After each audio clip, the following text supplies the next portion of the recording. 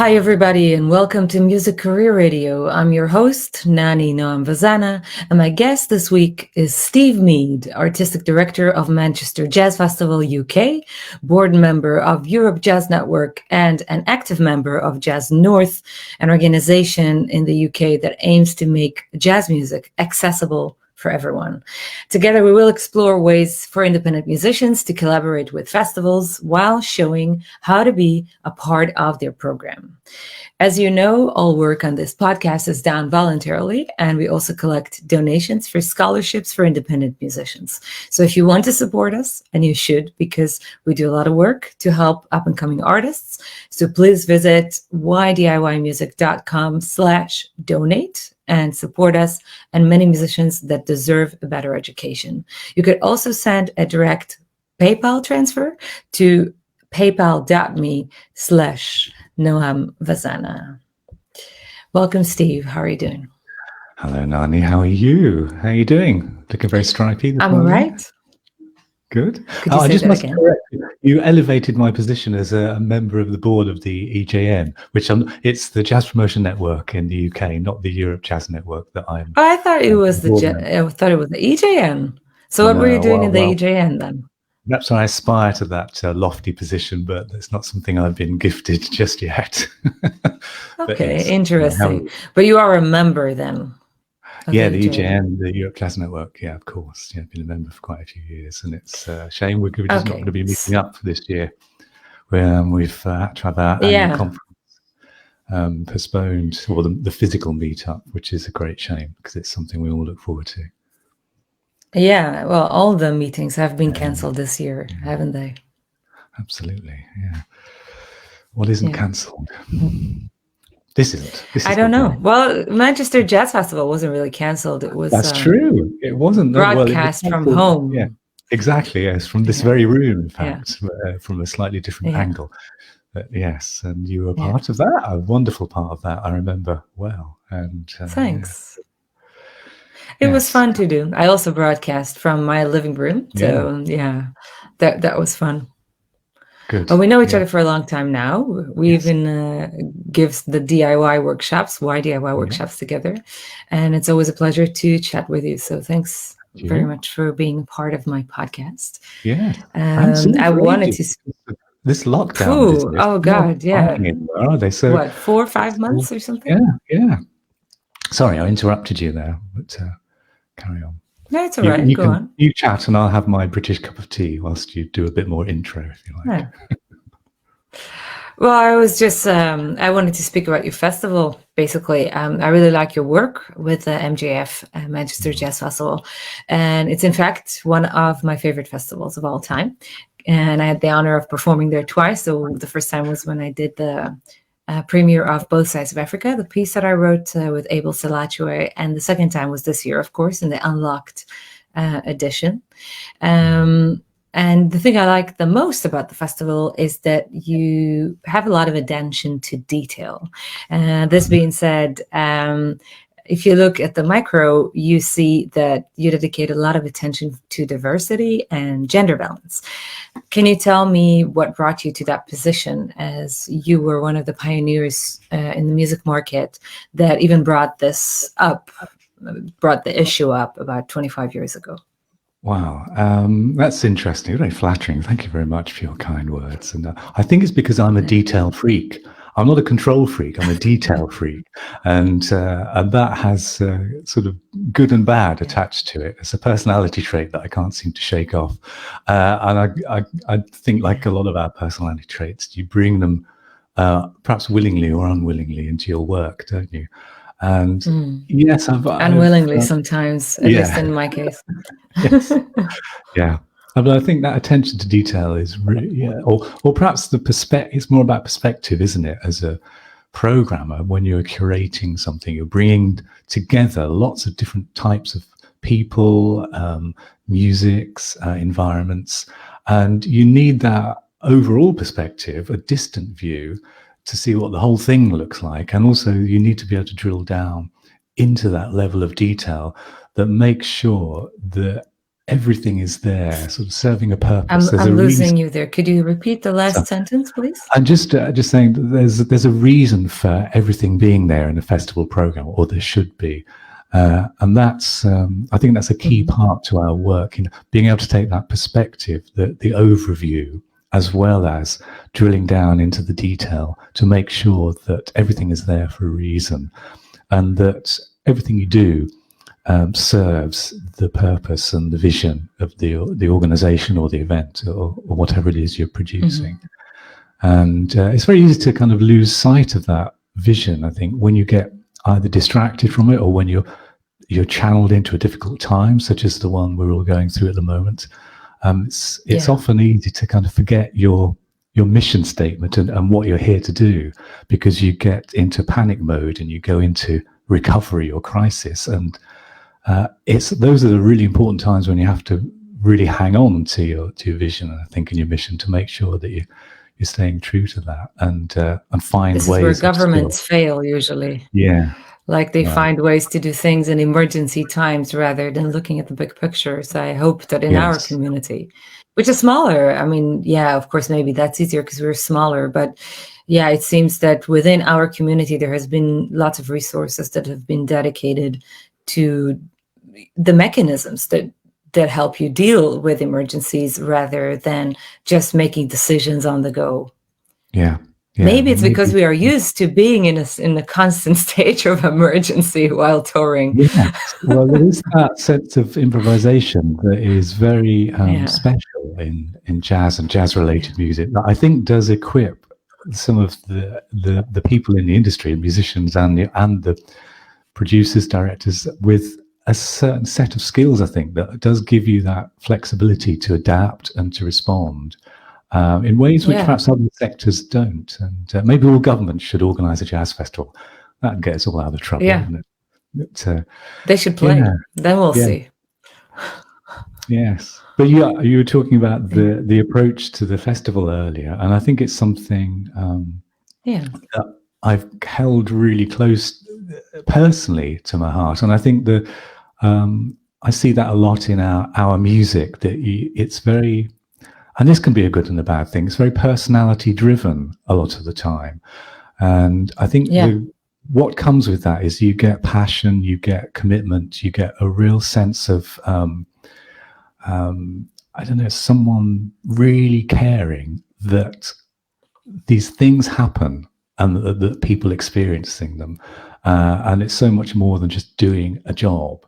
I mean, there are other kind of not so strong aspects to that personality driven approach, because, it comes with strengths and weaknesses. But I think looking at the strengths, that's a great asset for our sector, I think, musicians and artistic directors, that hopefully in the best scenario, everyone brings their contribution and the result is greater than the sum of the parts, isn't it? And hopefully you can see that in programs, in performances that we all do around the world.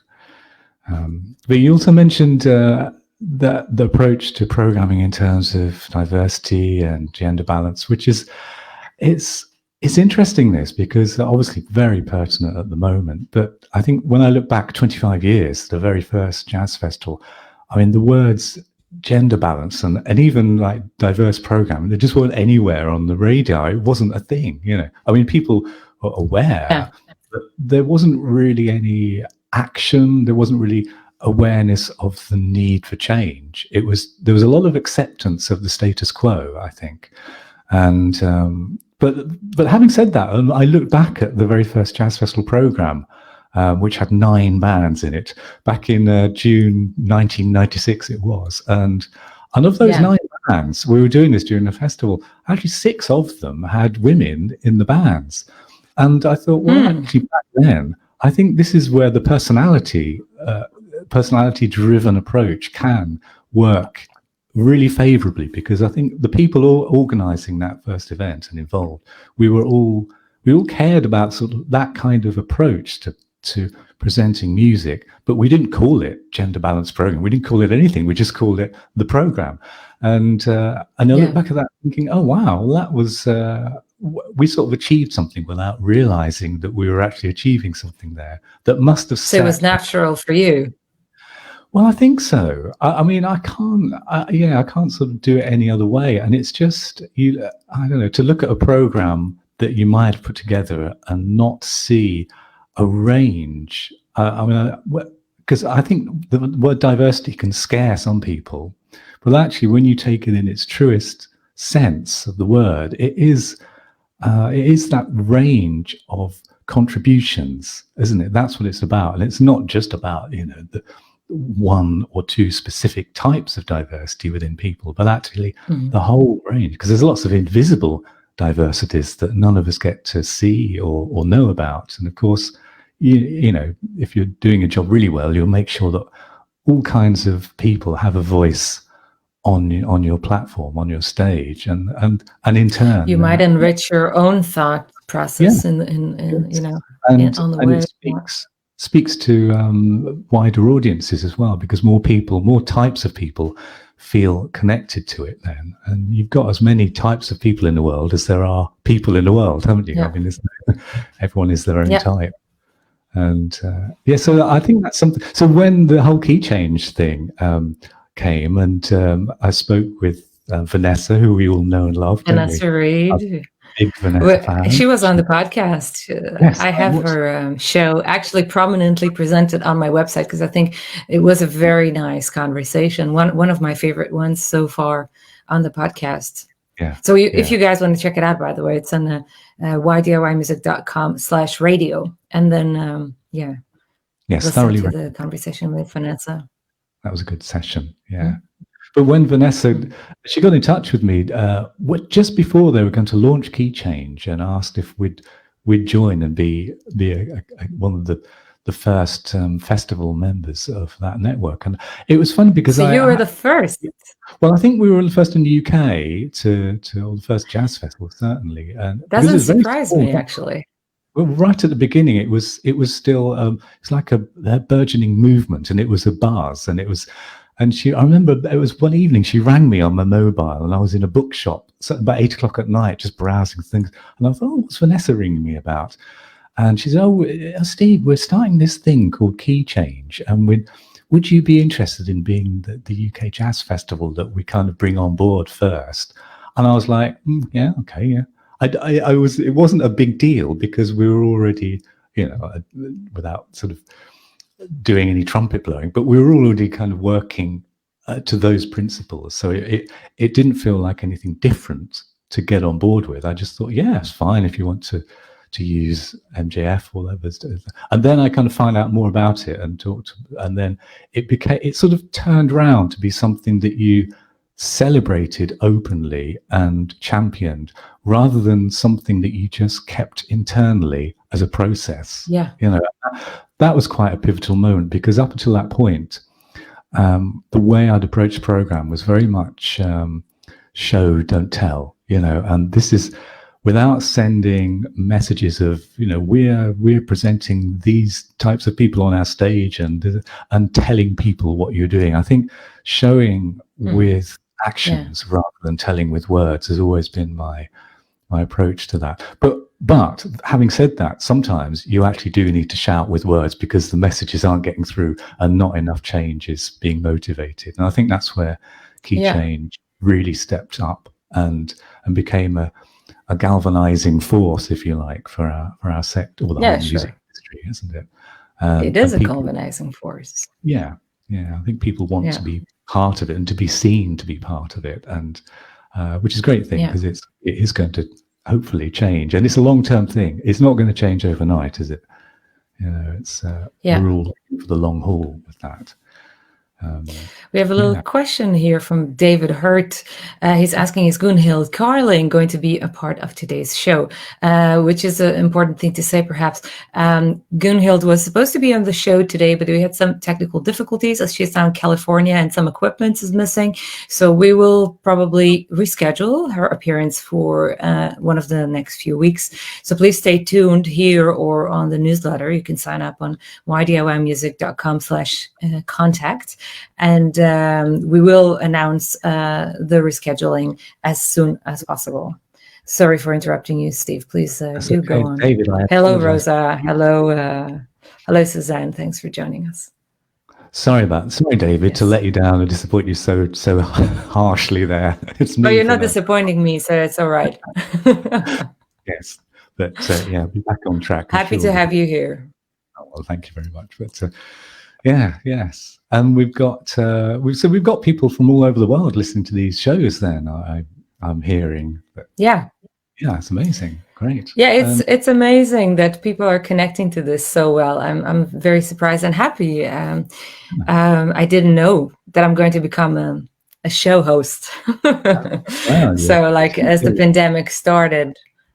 I think you found a new talent, haven't you? And a new kind of aspect of your career. Sounds great. And are we having funny, a mixture of musicians and artists, programmers, people from across the industry join in as audience members here, presumably? Yeah, so it's mainly musicians and people from the industry that are listening. It's aimed for independent musicians. So the idea of the podcast is to connect the music community and kind of remove the boundaries between the programmers and the artists that still exist, unfortunately, in this day and age, which I would assume they would have been broken at the end of the 90s as the internet came to be. But somehow we still need to be connected through a third party and sometimes through a fifth party. So just to get along. And I don't like that. I love the personal communication, and I like working with my friends. So I think this whole website that I started, Why DIY Music, also including a course for DIY musicians, is about that. It's about connecting people in the industry and removing the boundaries. So we can just be happy together, it's at least in my eyes. That's why I started the podcast also. And now I'm getting offers to host official events, which is really nice for me. I mean, like, I've never done this before. I didn't have the experience of doing something like that, but I'm enjoying it. Yeah. While it is going on. You mentioned that kind of direct relationship, and I think that's something.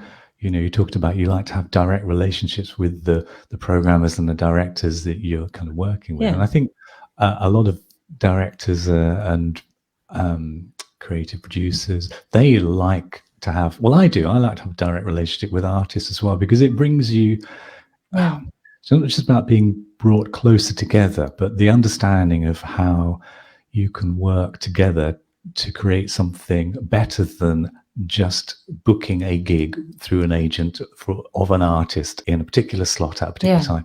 I think having that kind of dialogue just makes for a better experience, and it's very hard to have that through a third party. So I think a lot of the work I know we do at MJF is a lot of it is with regional UK artists as well, and that the UK jazz scene isn't as well structured as a lot of the European structures are. There's not many jazz artists that have managers and agents, really, comparatively. So you do end up speaking directly with the artists anyway, which I like. I kind of prefer that interaction, and I think it helps. I think it helps understanding, but it also helps make a more meaningful experience for your audiences, because we know who our audience is. Well, we know lots of our audience. There's a lot of people we don't know, but we know how to present our product, if you like, the festival program, to an audience, and knowing how the artists are going to intersect with that process is really important, which is hard to do when you're working through someone else, because you don't have that dialogue. For me, it's more about the conversation and the artistic experience, because even the expression, because if you are talking to the director directly, you could really become a part of an evolving program rather than just staying stagnant in your work. Because, music, especially composing, can be a very lonely profession, because you're sitting in your room and you're making all these intricate soundscapes that you think are great because they inspire you. And then you go out to the world and you play them on the stage, and people totally don't communicate with you, while you're thinking, you're doing your best effort. So I think being a part of, it's not only about audience education or cultivation, it's also about artistic cultivation and development, because we are, in a way, vessels to communicate with the public whatever message that we want to come across. But this could also be a joint message, or something that is larger than us, or something that is being fed back to us while we are performing, or later on. We can create a conversation rather than giving a rhetoric speech. And I like that. I like that relationship, and it helps me grow as an artist, as a person, as a human being. And I guess we all try to be human, right? Like, this is, at least in my bag of tricks, I'm not so much trying to expand my bag of tricks. I'm trying to expand my bag of human. So, yeah. Yes, I'm still trying to if be you human. get my drift. But yeah, I think that's Yes. absolutely right. I think, yeah, and everyone wants a personal experience. You know, whatever side you're, whether you're consuming the music, that, you know, as an audience member or a listener, or an artist performing in a space, or if you're putting together a program, you're having a curator's kind of approach. I think everyone wants to see where they fit into that process, and what part are they playing, and how do they kind of interact with that process, and everyone wants to feel they're getting something that's just for them out of it, and that's the kind of the live music. Yes. We're all missing at the moment. That's what ultimately everyone's aiming for. I think that the emotional response that you get having experienced music making, you know, in a room with other people, and I think that is all three of those kind of points in that triangle: the presenter, the audience, and the artist are aiming for, and understanding that little triangle and how each of those things relates to the other two as well is quite an important part, I think, of everything that we do. Yeah. Yes. I think music especially is a very personal experience when you hear it, especially when you hear it live, because when it happens within a time frame, and it's not something that you can see. It's not like going to a theater show or a dance show, when everything is very literal. Or, you know, poetry reading, you see, not only that you hear something that's going, of course in a music show you see also the performers, but the connection with the music is internal, while the connection with something that is more visual is occupying a different sense. And I think there is more room for imagination if you go to a live music show than when you go to a theater show or a dance production or any other type of performance. And I think this is why the music industry will not die because of the pandemic, because people are still craving that experience. I had one show in Germany 3 weeks ago. It's the only concert that survived, you know, since March until now. The pandemic regulations. It was an outdoors concert in an archaeological park in Kempten in Bavaria. And the audience was so grateful. They called us back for 3 encores, and they wanted a 4th, but we didn't go on anymore. Later on, we done a meet and greet. That was not really possible because we were wearing masks and stuff. We had to keep the distance.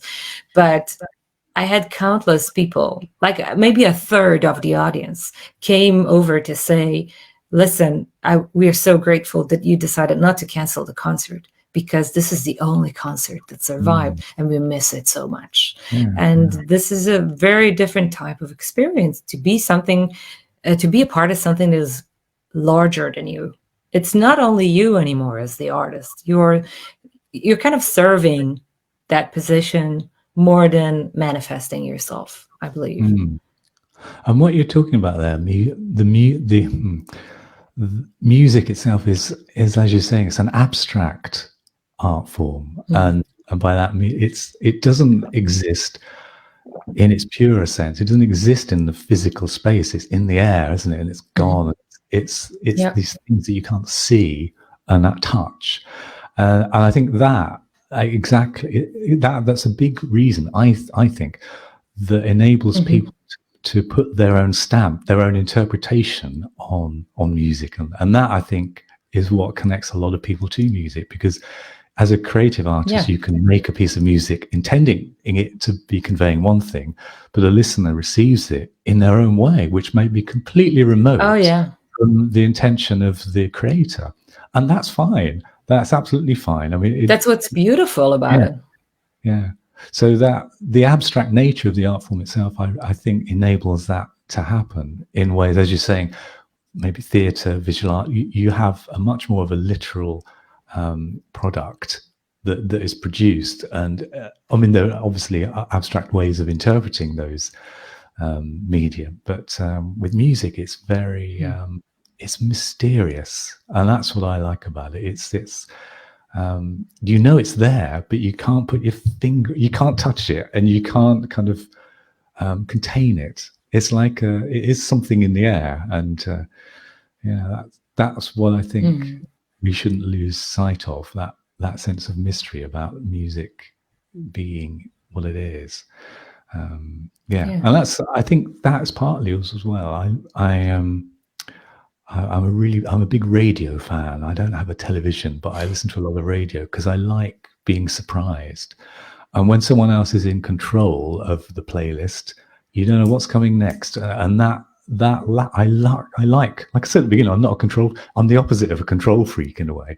I'm an out of control freak maybe, but I like that feeling of not knowing what could happen or what's coming next. And I like the idea of being presented with something I haven't chosen, and that's a very personal call. Going back to what I was saying at the beginning, I think that sometimes could go either way. But if it's a sort of personal quality that you bring to how you deliver your work, that the art is then in translating that into an experience for the audience, perhaps that experiences it in a similar way as well. So you're actually enabling a new audience for an artist or a piece of music that they don't know so well or at all to counter it, and not, but actually on their own terms. And I think that's because everyone likes discovering something, don't they, for themselves? They want to make a discovery. Oh, I found this new thing. I found this new music. I've heard this. Oh yeah, I'm really excited. And you want that excitement to come through from your audience. You want them to feel the excitement that you had in making a piece, or I had in finding it and translating it into the program. So it's that translation. It's kind of our job, I guess. Translation. Yeah. I remember that I started writing songs because I had thoughts that were not verbal, and I was trying to translate my thoughts into something that would be communicative, and I could do that with music. So that's totally why I chose making music. And I also heard this interview with Sting. He was saying that he was trying to, when he is recording or when he's making a new song, he's trying to put in a little surprise for the listener every 8 bars, which I really like. I really like that approach. I'm also trying kind of a similar thing. Like I'm changing. I will never play 8 bars the same chord, that's for sure. But I always try to have something happen within the arrangement about every 8 bars. So it's, first of all, hearing that somebody so renowned and such a great songwriter having the same self-thought process of you, it's amazing. But also the fact that it's about excitement and not only about, a formula or something like that, it makes a big difference for me as an artist when I'm writing, and also when I'm looking for inspiration in other things. During the pandemic, you were broadcasting your entire festival online, and it seems to me that you have done a lot of adjustment work in a very short time. So what other things did you need to adjust in your work during the pandemic, and what kind of infrastructure did you already have available for you? Gosh, let's start with the easy questions then. I think it was, it's all about timing as well, because the festival was in May, and in the UK, the pandemic was starting to hit, I think, around about the end of March, which is just when we announced the physical festival program. And I think about 3 or 4 days after we'd done that, we realized we had to cancel because it was just escalating the whole situation, which was Yeah. the first impact of that is like, oh my God, devastation. We've put all this work in for a year and now it's just going to disappear like that. What can we do? Yeah. Obviously kind of cancelling everything, all the artists, all the services, blah, blah, blah, blah. And, but very, very quickly, because it was also our 25th anniversary, I thought, well, hang on, you're only 25 once. And that kind of anniversary celebration can't be replaced next year because you're going to be 26. But should we do something, therefore, to kind of not miss that opportunity? And what can we do with all these artists that we've booked and kind of, programmed? And also at the same time, I was very aware that in literally a matter of weeks, a lot of people in other parts of the world and where the pandemic had already progressed to a deeper state than it perhaps had in the UK. People were taking everything online. There was so much content online of variable and questionable quality, but that it was overrun.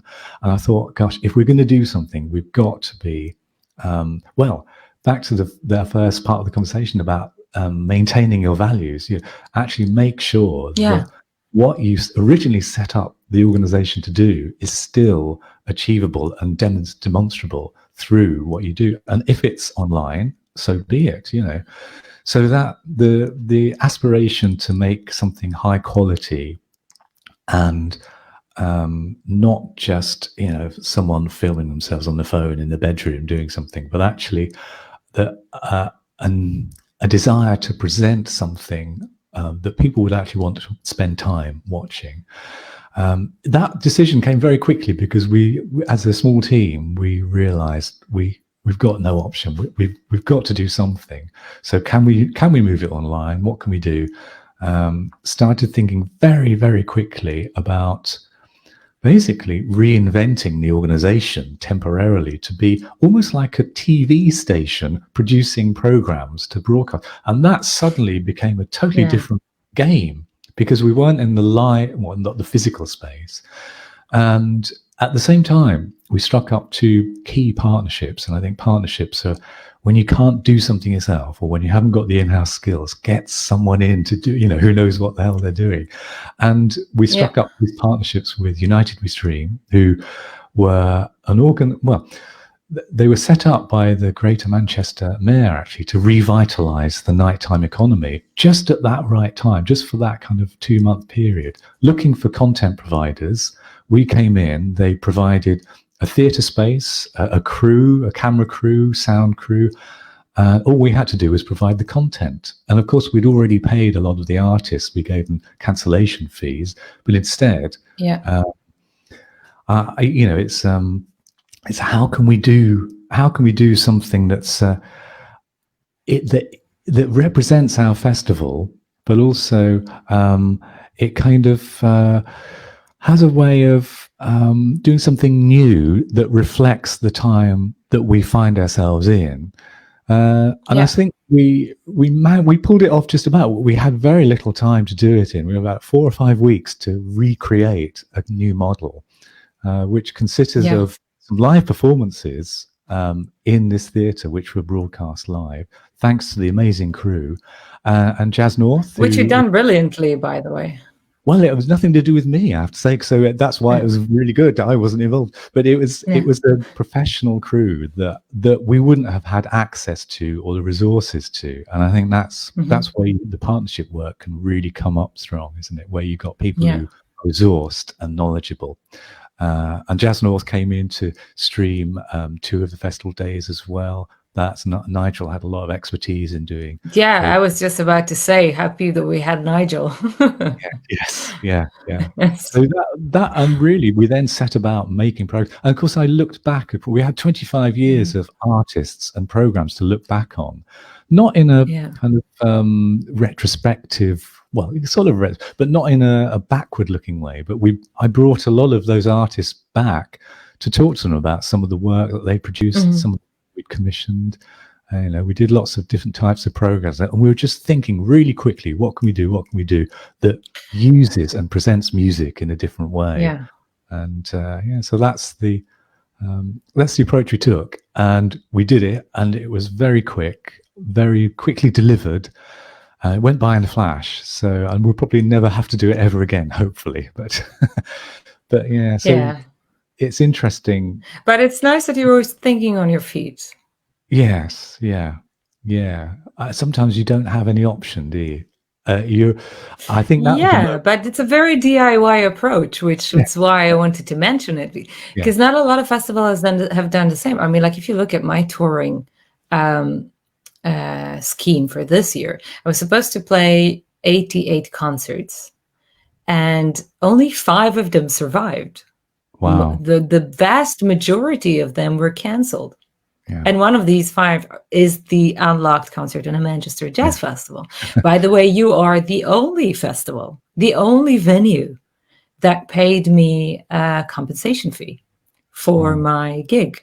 Yeah. Nobody else has done it. So basically, you were my only income in 2020. Well, besides, let's say, sales on my online store and like things that I do with hosting or writing film scores and stuff like that is not related to performing live. So these 5 concerts have been the only source of income for this year, which is quite confusing, as an independent artist. Most artists don't have a big pot of savings.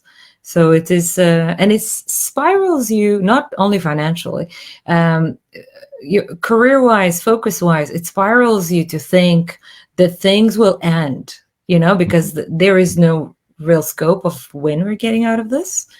And at this time, people are already reluctant to confirm plans for next spring. So, so you don't know if you're going to be working next year either. Yeah, this is where it's a pickle. It is a pickle. It's a very potent pickle. It's not one that you want a lot of, is it? But it's a kind of it's a pimento pickle. We'll lid back on it really quickly. But it's the kind of situation where those relationships with artists that we were talking about earlier, that's where I felt that that really was a strength, and it came to the fore because I felt very connected to the artists that we'd programmed directly, and I kind of felt the pain, I felt the loss within your part of the sector, and I thought we're in a position of responsibility here. We have funding, and we hadn't got our funding, and I must put my hands up and congratulate most of the UK funders have been amazing during this pandemic. What they've done is lifted a lot of the conditions and the criteria, but not taken away our funding, because they recognise that if we're in a position to be able to help artists and still honour contracts, then we could and should do that. And that's the position I took, really, because we were at such short notice that I wanted to, I could see musicians' livelihoods just disintegrating in front of us, and thinking, wow, it's quick, it's devastating. What can we do to help? At least that. But and then it's a lucky position to be in. It because is. The UK just launched this huge funding scheme, which we don't have, not in the Netherlands, not in other countries that I have relationships with, working with. So I don't think a lot of countries had been that lucky. Yes, I think we've got some very insightful funders here. I wouldn't like to name who they are, but it's the key funders funding arts, I think, have been very strong, very quick, and tried to take an approach that is making sure that as many parts of the sector are supported to an extent. I mean, there's only so much money to go around, but I think they've turned around new hardship funds, and as I say, they've kept supporting the regularly funded organizations through this period. It doesn't mean, of course, that those organizations haven't been struggling, because they have, and there's been a lot of redundancies and losses, of course. But I think a few types of organization were as venues are really struggling, clubs and venues, of course, because they've got so many costs year round before they even before they even open their the door. Staff. And and the freelance market as well, that's really suffering, because they don't have the stability of a payroll, a paycheck at the end of the month. And so it's the tentacles have reached far and wide. But I think those of us who are still managing to survive. You know, it's a challenge, but we're having to economize, and we're kind of looking to see, okay, it's about survival at the moment. How can we get through this period to be in a position to be able to still produce or present music and work with artists, you know, when we get through it, because you know, otherwise we'll just disappear. But yes, I can't remember what your question was, but it was probably about the approach that we took to delivering an event during that time. And I look back. I wanted to be able to look back and say to myself, "I'm pleased we did that." And I'm pleased you did that. I still am. I don't regret. It was a lot of work, and there were long days. But you know, once we decided to do it, we had to do it. We had to finish the job, you know. And it was exhausting, but it was fun and rewarding. And to know that you played a tiny part in sustaining a part of the industry and kept some music alive for at least a short period.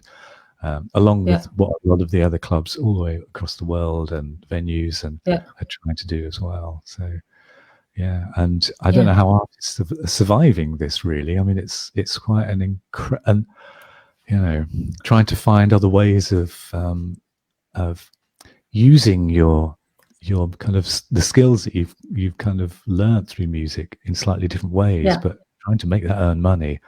It's a tough one, isn't it? And yeah, you have to adapt. I mean, it's not an easy time. Personally, I've been doing a lot of online content production. So not only for myself, of course, I've been broadcasting concerts online. So the first 10 weeks were completely for free. And people could send donations, but honestly, there haven't been a lot of donations. There have been a lot of donations, but they were small. I think it's related to the general economic state that everybody is in now. I actually launched a crowdfunding campaign just 1.5 weeks before the pandemic broke, and we had to scratch it because we collected, like, within the first 1.5-2 weeks, I think about 1/4 of our goal already. So it went really well in the first week too. But then it stopped, and then I started getting emails from people saying, like, listen, I really want to contribute, but I can't. I'm sorry, I can't. Right now, I lost my job. So I have to think fast. You know, I can't do it now, but let's touch base in a couple of months. Maybe then I'll know more. So I decided to stop the crowdfunding campaign about a couple of weeks later, and I'll relaunch it at some point. Also, the tour has been canceled, so there is no way to promote the album. So the whole release is postponed. So now I'm doing the online concerts. So I'm producing the content for myself, but also for other organizations. So for instance, I've done concerts for the Israeli Embassy in the Netherlands. And I'm going to do now 3 live streams for the Israeli Embassy in the US. And I have this home studio now. That's where I'm broadcasting from now. And I'm producing commercials and online events that I'm hosting. So hosting became a new thing. I just produced an infomercial for a charity organization, and I'm doing a lot of voiceover work. I'm now producing an audiobook for Robert Frost poetry, which is which is really fun for me, actually. I'm enjoying this a lot. Wow. So yeah, it's all these things that are going on. But that's very inspiring. You gotta keep on your toes. I wonder if I mean that strike. You've really sort of expanded and capitalized on some things that perhaps or some skills and abilities that perhaps you didn't realize you had, or that you had in a small measure that we used occasionally, and you've brought them out of the cupboard, so to speak. And I wonder if that's probably the approach that we're all having to take, isn't it? Find what was I good at once that I did a little bit of that I can kind of bring back into the picture, you know, because we're all. But the thing is that I didn't choose to start sending my resume around or my show reel around as a host. That never happened. Like, I wanted to start this podcast because I thought it would be fun. And also it's an opportunity for me to connect with my my colleagues, Yeah. because we don't see each other now in conferences. So I thought like, yeah, why don't we have drinks on Zoom? And if we're already having drinks, so why aren't we talking about things that we like? And then why don't we make it public? So that was my train of thought. And so I started doing that, and all of a sudden I started getting voiceover and hosting jobs because I've been doing a fun podcast that I really like. So in a way, there is no wasted energy, like we could all learn from Einstein in that sense. Yeah. Hey, let's do a shout out to some people who are listening, because we have like really nice people that tuned in. So we have Ellie and Oren and Juhamati and Flory and Mina. Hey, Mina, how are you doing? You're on the podcast next week. Which Mina is that? Suzanne. Mina Huskinen, of course. Mina. And Suna. Hey, Suna, how are you doing? So that's really nice to have you here. By the way, guys, if you have any questions for Steve, now this is the time to write them down, because in about 10-15 minutes, we're going to go to the Q&A section. So write them in the comments. There's a little delay.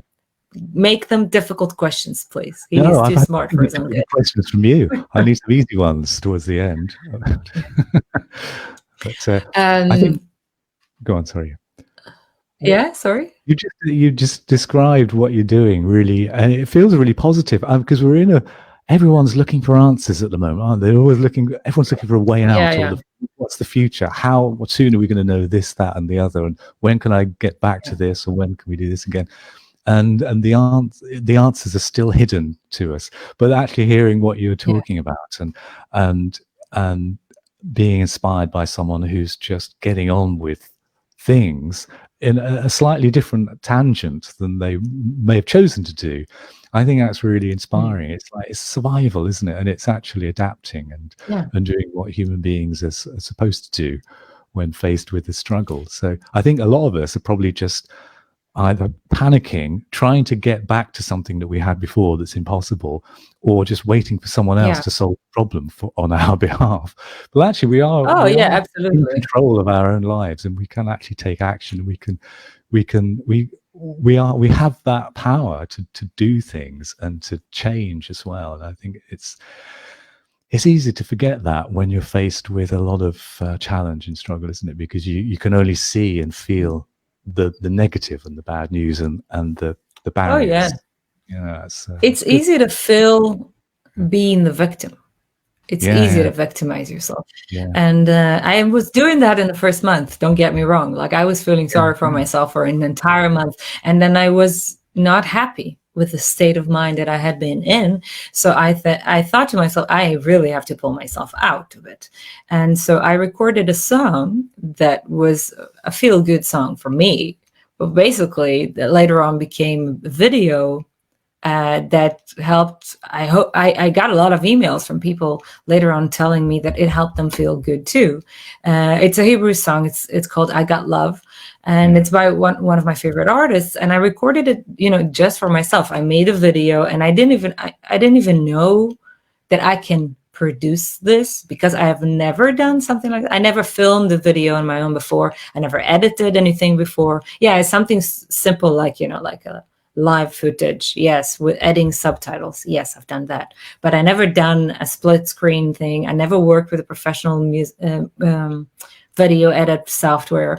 So I just started downloading things online and experimenting with them, and it took me an entire week, actually 2 weeks with the whole process. It took me like the 2 weeks to record the song, make the video, figure out the right software, make the edit, post it online, doing all these things.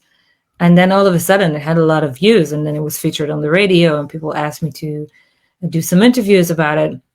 And then I thought, hey, hang on, why don't I start doing stuff like that? And at least it'll make me happy, and maybe other people too that are listening. So I started a quarantine series. So every month I released since then a video that I've done completely on my own.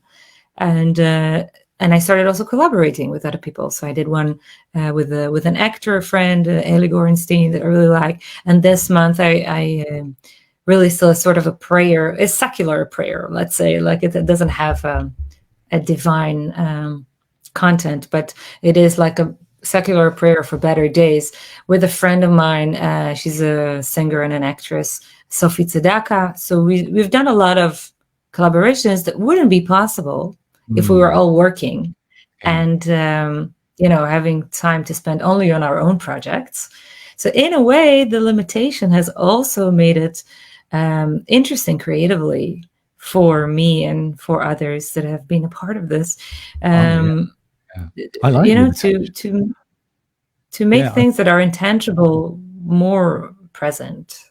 And you've probably thought of things that you wouldn't have thought of had you been in the normal situation as well, because it's not just doing it, it's actually having the thought coming to you in the first place, that you get sent to, we've all been sent in a different kind of area of thought process, haven't we?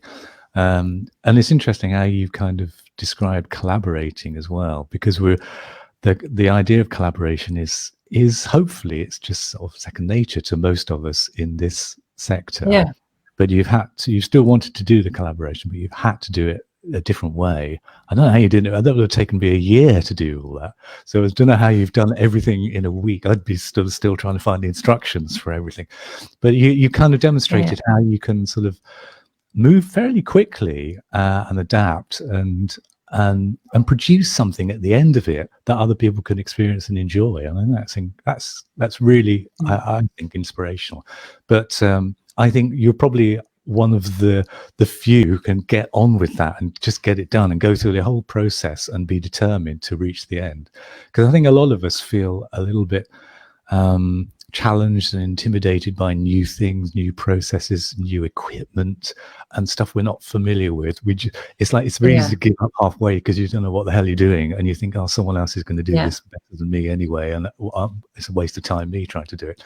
But I think you've demonstrated that you've done it all according to your own principles and your own sort of artistic vision, and you haven't really compromised, which is that's the kind of beauty of it. Because to do all that and at the end to still, going back to what we were saying, to still be online with your vision of what you were originally born to do or set up to do, I think that's a cause for celebration. If any of us can do that, can go through entire new processes and technologies and still be on track with our vision, I think that's quite, something we should give ourselves a cup of tea for as a reward.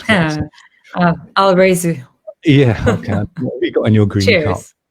Is it a G&T? Tea. Herbal tea. Oh, it's a herbal G&T. Yeah. Okay. Yes. Yeah.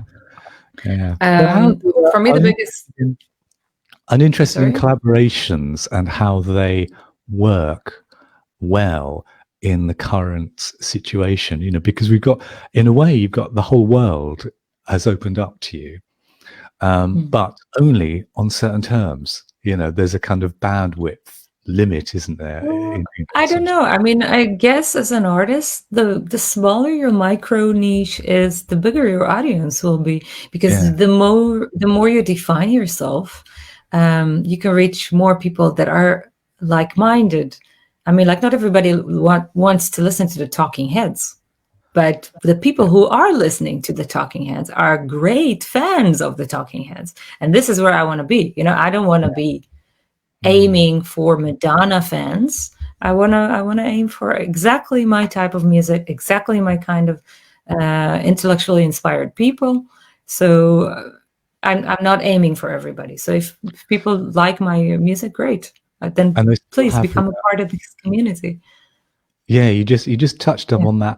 The difference between the virtual experience and the live experience, where we're all finding actually at a gig, everyone stays, if it goes well, for an hour and a half, and their depth of experience is fairly consistent for a longer time. But I think what we're all experiencing at the moment is perhaps lots more people in terms of numbers, but their depth of engagement is sometimes only 30 seconds, and then they're moving on. They're passing through your artistic output, whether you are an artist or you put together a program. So we're encountering different types of audience engagement at the moment that is more, but some people are sticking with it, aren't they? And the devotees, the fans, diehards are staying the hour and a half and to get experience still. And you can there's see also that a in lot the more. statistics.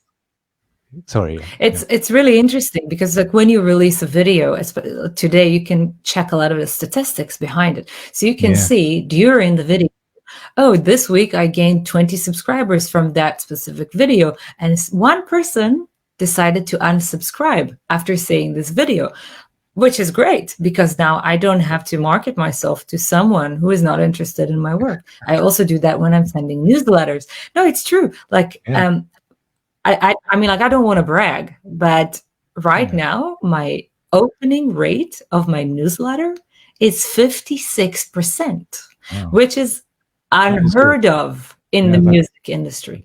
56%. Like, if you look online at data about music newsletters, the average is between 9 and 13%. This is a whopping 4 times as much. Wow. It's insane. You must be doing something like you do it. You're saying free money inside this newsletter. Click here. You must be doing something immediately appealing for people to come into your world. Do you think that's something you generated over time, or is it something you do? Oh, absolutely. Yeah, absolutely. At the beginning, it was definitely not as interesting, my newsletter. But like I think I found a way to talk to my well, I don't even call them my fans, because they're not my fans. They're like my family. They're my subscribers' family. And I found a way to communicate with them, which is true to me, but also resonates with them. And I don't talk about myself all the time in a rhetoric speech, like, look at this achievement and look at what I've done, la, la, la, la, la. No, I'm engaging them in conversation. And they are writing back. Every time I'm sending a newsletter, I'm getting a few dozen emails back. And I see also that the list is growing. And every month before I send the newsletter, I narrow it down. I go to the list and I remove contacts that haven't been active for a while, and I add new contacts that asked me to subscribe. Then, for instance, after a show, when people subscribe online. So, if you take care of your list, nurture it, it can happen. You're being a human being as well, rather than just an artist trying to flog their music, So that helps people feel connected to you as well, because human beings are really complex and they have so many not just interests and passion, but all sorts of things going on, and we're all kind of concerned about everything in the world to various extents, aren't we? And maybe you have more of an open discussion with your followers, your subscribers, that conveys you just not as someone who sings, writes, plays piano, but actually as a human being with other concerns outside of your creativity, which may impact on your creativity as well. But that, I think that helps people connect to you, because everyone is interested in lots more things than just an artist's work, of course. But actually having that perspective on how your music fits into the world that we're all in is makes people feel almost like sort of comforting, because they get that you're an artist who cares about the world that you're working in, and that's that's, I think, a really really positive way of that artists can draw more people as followers, and actually show some of the human aspect of what they're doing, as well as just the musical work. Something is easily overlooked, because as an artist, you're fixated on the quality of your music and the strength of it, and getting it out there and all those channels. But there's so many things to being an artist, a difference between an artist and a musician, isn't there? It's like an artist with a perspective on the world and offering a commentary or something that people can go to connect, and not necessarily find an answer, but find a connection to, and feel like that piece of art has either helped them or shown them something, or questioned them, or given them as a gift. And it's something they've kind of like brought into their world. Yeah. So, So Suna is asking a really nice question. I am happy that you're bringing it up because I have been encountering this countless of times. So she's asking, do you find it hard to find women performers who meet the criteria of the festival? Some directors have said that they would have to sacrifice quality to meet the 50-50% gender balance. Any thoughts on that? I know I shouldn't laugh because it's a really serious matter, but I laugh because I've heard it so much, and it's so it's nonsense. It just has to be. I totally agree. It is nonsense. It's something which is it smacks of laziness. I think that's what it does, because it's very easy as a programmer to just do what you know and what you already have within your circle, and that's where I think the art of programming is about. It's going back to what I was saying about liking being surprised. If you like to be surprised and you like to throw yourself into an adventure of the unknown, there, and you actually make an effort to find things that you don't know and actually be presented with things that you're not in control of, and I think that helps open up your world, but also being open. There's something I think about the personal approach that you have to anything that is about the people. There are so many types of people in the world, and just focusing on a tiny band of them, it isn't really good for anyone's purpose. And I think just kind of being aware of what different types of people do, how everyone's different from each other, and actually how that difference is something that connects with more and more people. And I think this is part of that bigger conversation, because if you're struggling to find really strong female instrumentalists, you just have to look harder, look deeper, look in different places, and phone one of the female instrumentalists and ask them for their friends. That's not it's not that difficult. That's what shoot them an email. Yeah, I think there's some practical things you do, but I think it's more than that. I think it's about a higher level kind of philosophy, and it's just about being a good. I don't think it's about philosophy at all. I think it's about acting on your personal contacts. If you know a certain group of people, I see it all the time. If you know a certain group of people, you're going to ask them for their advice, and you're going to invite them to play on your festival. You know how many times I got requests from festival directors, give me the top 3 bands from Israel, or give me the top 5 bands from the Netherlands. And then we have a very short conversation about it. They ask me to send them a WhatsApp message. And then a few months later, cut to, I'm looking at the flyer of the festival, and the entire list that I've suggested has been programmed. And it's like, oh, I just did your job for you, because you like what I said. So it's like, that's how they do it. And because the music industry is so small and everybody knows everybody, so and it was naturally back at the time more male oriented in the 50s and in the 60s. So people still know each other from back then, and they still recommend each other to each other. And I think that's the problem, not looking out of your comfort zone. Yeah.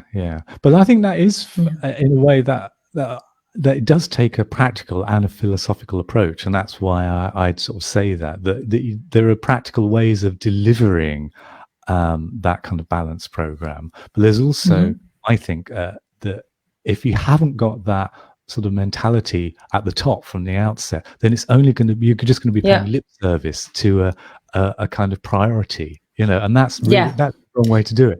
It's got to come from the heart. It's easy to say I've tried, or I will try. I will try is getting you off the hook really quickly. But it's something which, again, going back to I think a lot of us, most of us, would rather it was just the normal was already diverse and balanced. I think that's what we're hoping, that actually what we're going through at the moment in this, again, it's not going to be fixed overnight, but maybe in the current 10, 20 years period, we're in a state of flux. We're progressing, I think, we're going in the right direction. It's still not great. It's still not perfect by any means, but it is slowly, and like this kind of heavy sea liner trying to turn its direction. It's slowly kind of getting better, but it does need people. It needs people with that right philosophy, I think, to kind of take the helm sometimes and actually motivate those changes and make sure that the laziness doesn't prevail again, because that's when you end. Yeah. Laziness is a very dangerous trait, because it gets you into all sorts of trouble without realizing it, I think. So yeah, good question, Suna. Sure. Yes, Suna, we miss you. Yeah. Come visit. I wonder how Iceland is today. Oh, she's so sweet. She's writing again. She says she loves the comments from you both, from us both. It is often said that women just have to try harder. But it's true. I've heard that a lot. Maybe it is time for some men to try harder. She says. Yeah, it's true. I heard an interview with Quincy Jones, and he was saying like that every woman in the business has to be twice as good as a man to get not even to the same level, and definitely not even get paid the same. So just to get noticed, you have to be twice as good. It's interesting how this has become such a big part of our reality in a way. And also, I think a lot of people are a bit, they're starting to get a bit scared by it as well, scared of being seen to be wrong, or to not have or to be neglecting this as a duty almost. So it's really, I think some people are a little bit reactive to it rather than just naturally embracing it as a principle. And I suppose if the results are the same, if the result is that more female instrumentalists are seen on stage, great. But I still think that actually the prime motivator has to be the change of mindset, and not just the change of bandstand. So Steve, are you ready for the fun part of the interview? Fun part. So has this not been fun so far? Okay. No, I'm just kidding. Angela, hey Angela, how are you doing? Hey Asaf, welcome. Thanks for joining. I'm not sure how another question. Suna has another question. How can you, so before the fun part begins, how can you bring more female audience members to jazz? Well, it means that jazz musicians will have to get girlfriends eventually. I'm kidding. Well, it's a really good question. And make the musicians more attractive. Well, I think it's about environment. No, I'm kidding. That's a joke, of course. But I mean, like, if you have more female representatives on stage, I think more female audience members will come to the show, because you have something to identify with. I think especially young people you can use. It doesn't always work that way, I have to say. But I think it's also about the environment, and it's about the experience that people have when they're encountering music. And is it kind of welcoming? Is it barrier free? Are there other people there like those people? Because you don't really want to go to something where there's no one else like you. You just feel like a bit of a weirdo, or a bit like you're going to stick out. So you kind of want to feel like there's at least you feel like a welcome part of a gathering. So I think fostering an environment, and whether that is, it's about philosophy and the practical delivery, isn't it? Because there are practical ways of doing that you might do outdoor events in the open space, in the public arena where anyone can come in. You might look at the venues that you're using. Are they dark and foreboding, and only certain types of people feel cool going in there? Is that a barrier? And is it about ticket pricing? Is it about the time of day you put things on? Are you excluding family audiences because everything's at 10 o'clock at night, or I don't know? So I think there's a balance, and most festivals know this and do this. They have a balanced output so that they're catering for. But specifically the mix within your audience is, for me, it's as important as the mix on stage. But it's harder because you're not in such direct control of it. Whereas, if you're programming, you can at least, what kind of program you're going to be presenting, you're in control. But the audience, I mean, God, they're just going to turn up. You do have a certain amount of control, and with a fantastic comms director who's going to put the right materials, the right messaging, the right images, the right words, the right kind of the right vibe. All those things are important in welcoming different types of people into your experience. And it's a bit like the programming thing, where if you just fall back on what you know, if you just talk to the people you already know, you're never going to bring new people in to that mix, are you? So you're trying to speak to a wide audience. It's really hard. Trying to get that right. And I think perhaps you have to do different things with different types of audience as well. You can't solve one problem just with one solution. So again, it's a long-term thing. But I do think it's about the presentation and the environment and messaging, and those kind of things, as much as the music, the quality and the range of the music as well, and also getting audience feedback and planning strategies around that, about what people are telling you. It's a way of broadening your audience by consulting them, and actually consulting the new people that you've managed to bring in. How can we get more of them? Finding out what has brought them, what have they enjoyed or gained from the experience, and doing a bit more of that. That's my really simple. I mean, I'm not a marketeer. I'm not a kind of specialist. So it's probably a very pedestrian answer to that good question, but that's my take on it anyway. Thanks. So the fun part. At the end of each interview, I'm dreading the fun part, but go on. No. There's nothing to dread, unless you have anything to hide. No, I'm kidding. At the end of each interview, I've been asking my guests a series of questions taken from the Bernard Pivot questionnaire, and it's just a fun banter thing. It's personal questions, but they are not that deep. I mean, they're mainly funny and cute. And if you could please react with the first thing that comes to mind. You are allowed more than one answer, but please also be spontaneous. All right? Okay. Are you ready? I am as ready as I will ever be for this exercise, I'm sure, yes. Okay, so not. All right, so the first question is, what is your favorite word? Sunshine. That's it. That was very direct. Soon I was saying espresso. I really like that answer.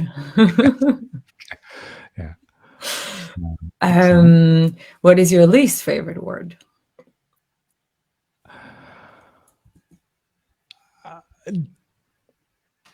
No. No. I like that too. I think my favorite word is yes. So that's a good yeah. What turns you on creatively, emotionally, or spiritually? Passion and enthusiasm, I think. With others or with you? Just encountering it. Yeah. It's very. I find that very contagious.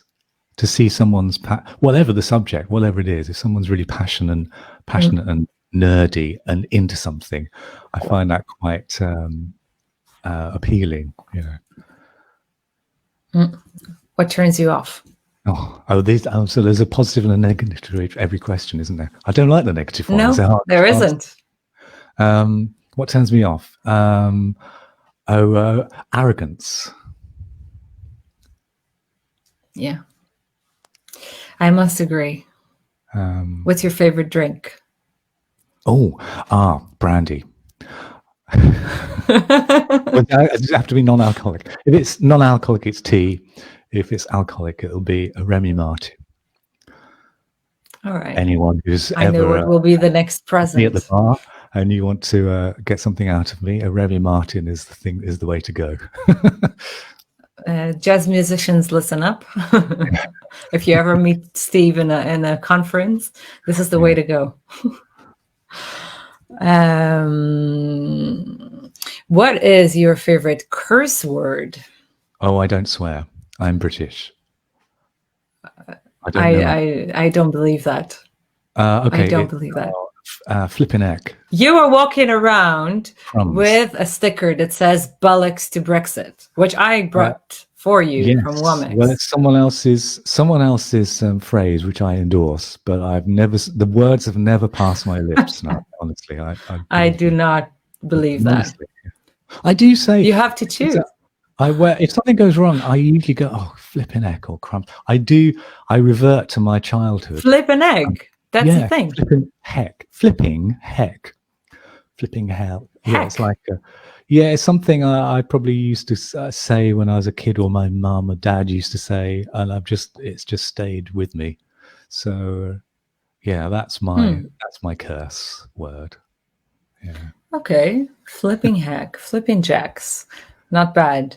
Let's see. Oh yeah, we have a question. And Andrea Milne is asking, thanks so much for all you did to bringing Manchester Jazz Festival online. It was really proud. I was really proud to hear all the artists got paid in full. I also subscribed to Nani after her wonderful performance. Something moved inside me when I saw the live performances from the Met.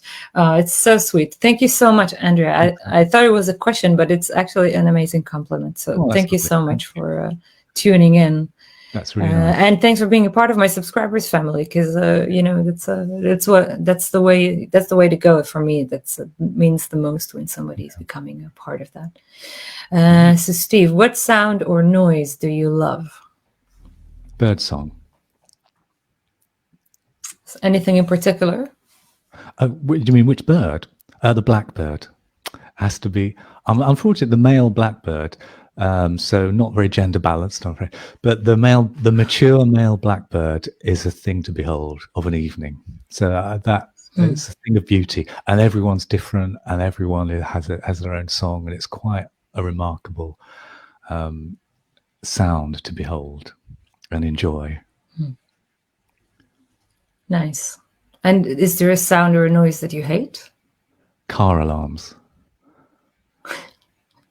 Or alarms in general? Or just alarms, yeah. Anything alarming. Yeah.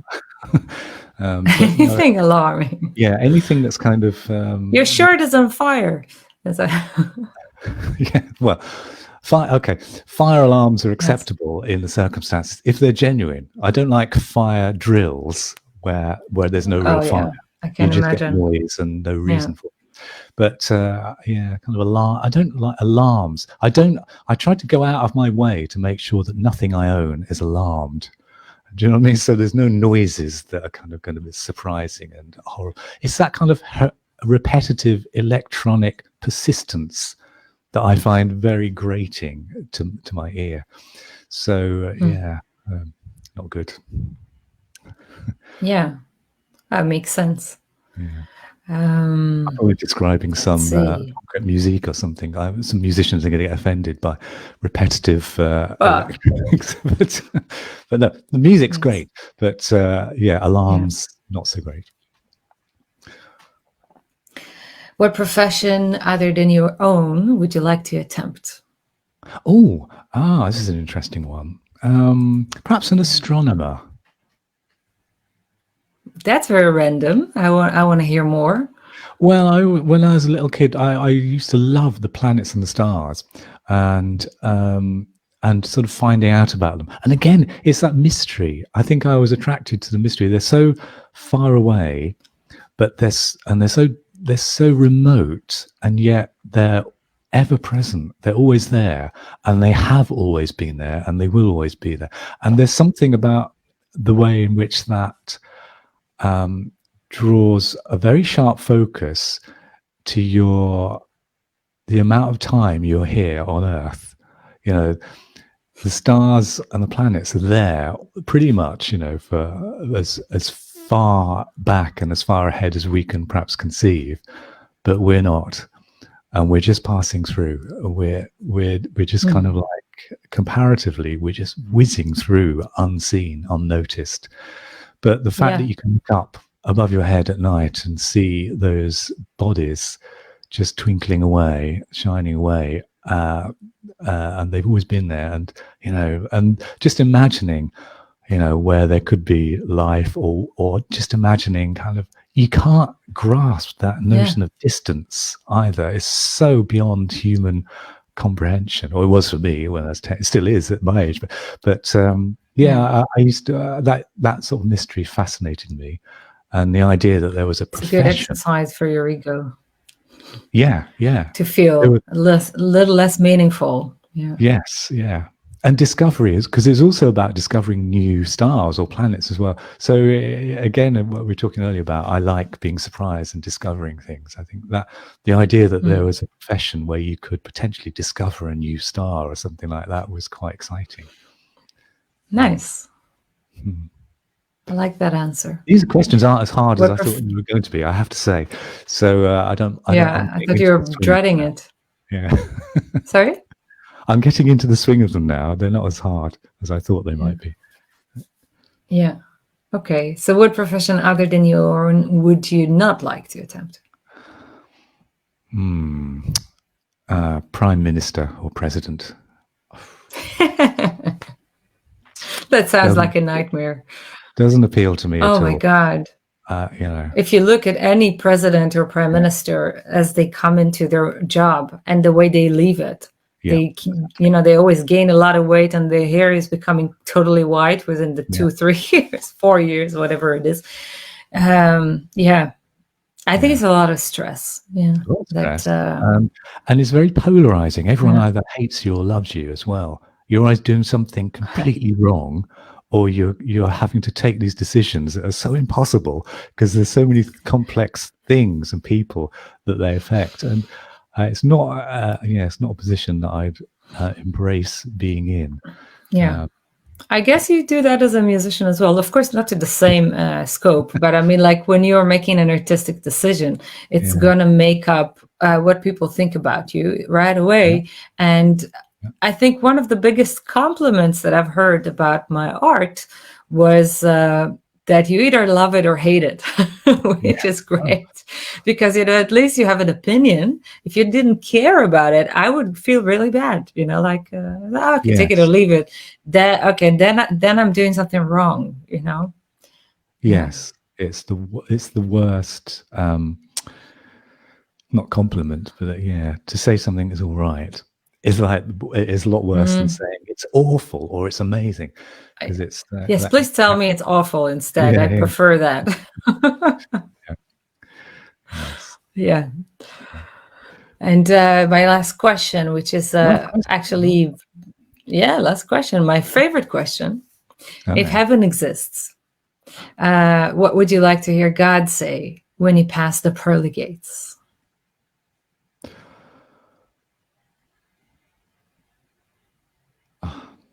Not you again. I don't know. It would be something like... Not you again. How many times have you passed? I don't know. It would be something like Dennis the Menace.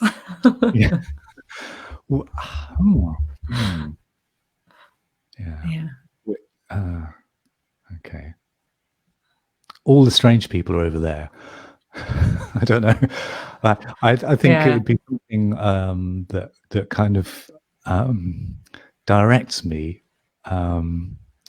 to a place where there are still interesting things and interesting people. That makes sense. Yeah. So all the nerds are there. So there's a music nerd room. There's a computer nerd room. There's a poetry nerd room. Here's your pass for the nerd area. Exactly. This is your all room pass. Access all. It's a area. VIP nerd area pass. That's fun. Thanks so much for being a part of this podcast. You're a wonderful guest. Nice. I can't believe it's gone by really quickly. Is that an hour and a half? Wow. Yeah. Okay. Yeah, it is already. I mean, a lot of people dread this at the beginning. They're like, no, I can't do 1 hour and a half. Can't we do half an hour? People will buzz away.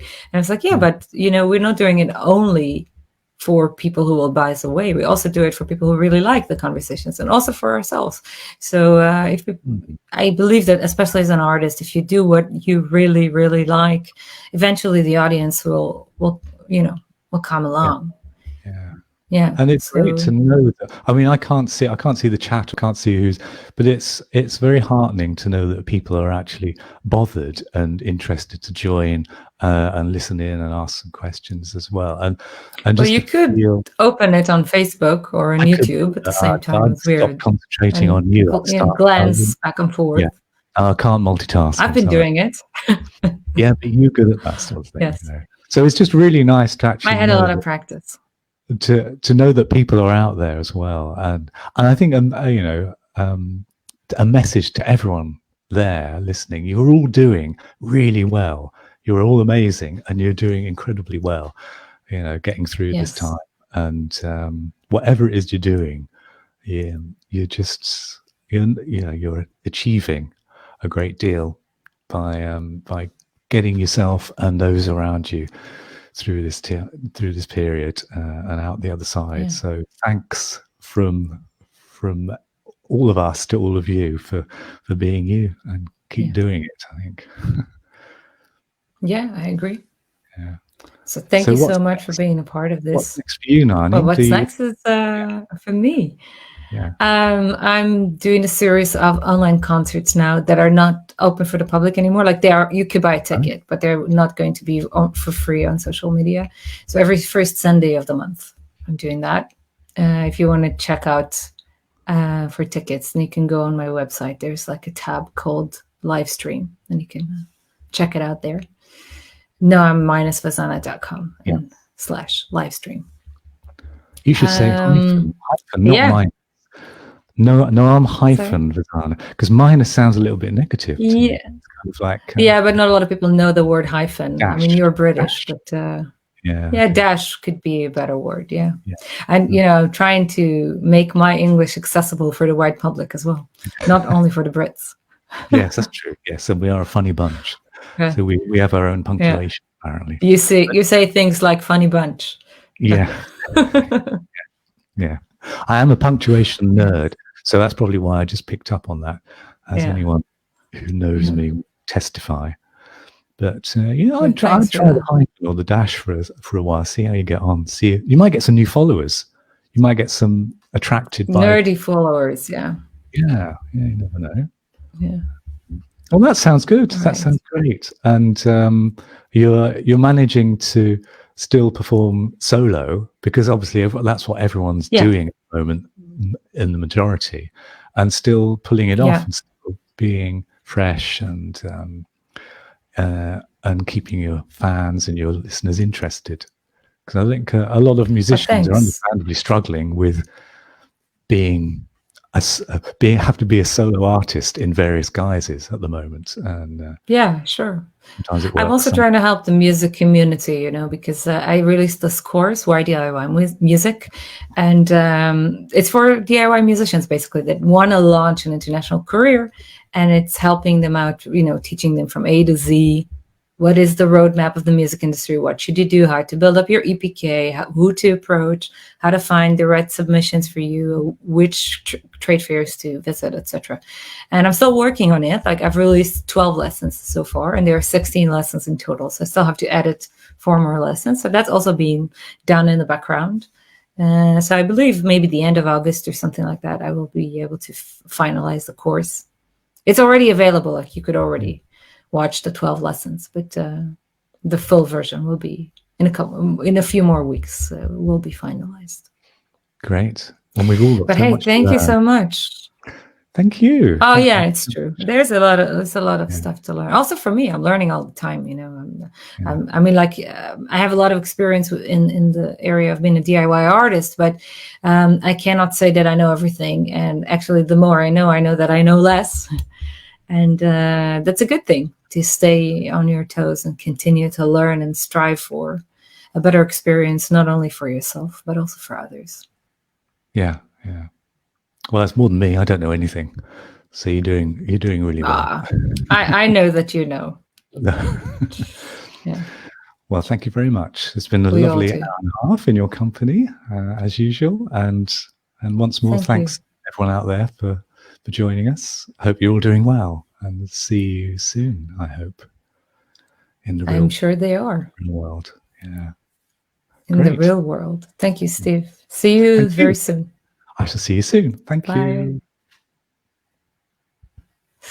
So thank you so much for joining us today. As you know, Why DIY Music offers scholarships for independent musicians.